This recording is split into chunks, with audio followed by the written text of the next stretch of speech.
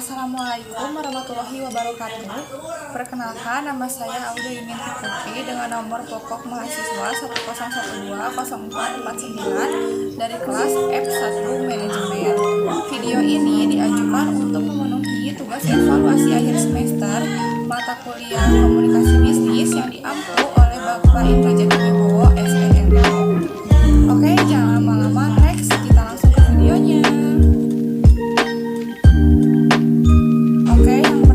Korespondensi yang berasal dari kata korespondensi itu bahasa Inggris atau dari bahasa Belanda yaitu korespondentis, yang berarti hubungan yang terjadi antara pihak-pihak yang terkait. Hubungan pihak-pihak yang terkait dalam bisnis biasanya baik, karena itu korespondensi juga diartikan sebagai surat menyurat. Surat merupakan salah satu media pada saluran komunikasi tertulis yang digunakan untuk menyampaikan informasi kepada pihak lain. Masih bisa ditulis atau diketik dalam secari kertas atau dapat pula berupa surat elektronik seperti email. Surat lamaran kerja adalah surat yang digunakan oleh seorang untuk melamar kerja pada suatu organisasi atau lembaga yang membutuhkan karyawan atau pimpinan pada suatu bidang tertentu. Surat lamaran kerja dijelaskan berbagai kemampuan yang dimiliki oleh pelamar kerja yang cocok atau sesuai dengan posisi jabatan yang ditawarkan. Yang ketiga ada wawancara.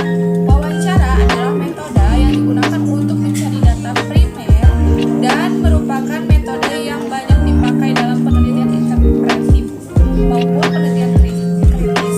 Wawancara dilakukan ketika peneliti ingin menggali lebih dalam mengenai sikap, keyakinan, perilaku, atau pengalaman dari responden terhadap fenomena sosial.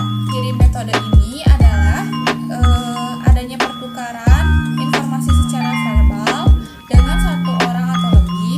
Terdapat peran pewawancara yang berusaha untuk menggali informasi dan memperoleh pemahaman dari responden.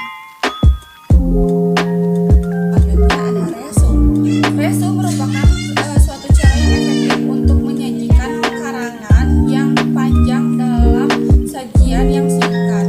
Ringkasan mulanya berawal dari karangan sumber yang panjang, yang kemudian dipangkas dengan mengambil hal-hal atau bagian yang pokok dengan membuat perincian juga ilustrasi.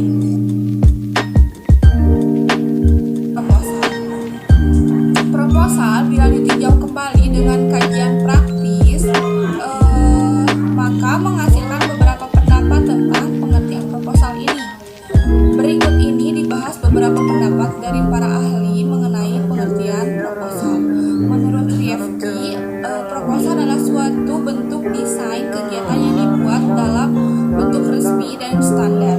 Ciri-ciri proposal yaitu ada proposal dibuat untuk meringkas kegiatan yang akan dilakukan. Kedua, proposal dibuat dengan singkat agar donatur atau peserta tertentu mengetahui pokok isi acara yang akan diselenggarakan. Ketiga, sebagai pemberitahuan pertama suatu kegiatan. Keempat, proposal seharusnya diberikan untuk donatur atau instansi terkait minimal 1 bulan sebelum acara akan dimulai. Ada beberapa nih jenis proposal. Yang pertama ada formal, semi formal, non formal, dan proposal penelitian. Selanjutnya ada presentasi bisnis. Tujuan dari presentasi bisnis adalah satu, sebuah media informasi pesan-pesan bisnis yang bisnis bagi audiens, menghibur penonton, menyentuh emosi penonton, dan motivasi penonton untuk terus bertindak. Persiapan presentasi bisnis ada yang pertama, topik presentasi bisnis harus benar-benar dikuasai. Kedua, menguasai berbagai media alat untuk presentasi. Ketiga, menganalisis penonton. Dan yang keempat, menganalisis tempat presentasi dulu.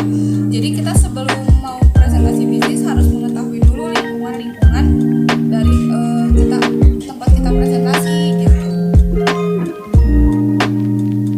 Selanjutnya ada negosiasi. Negosiasi merupakan salah satu cara penyelesaian perselisihan bisnis yang sudah lama dikenal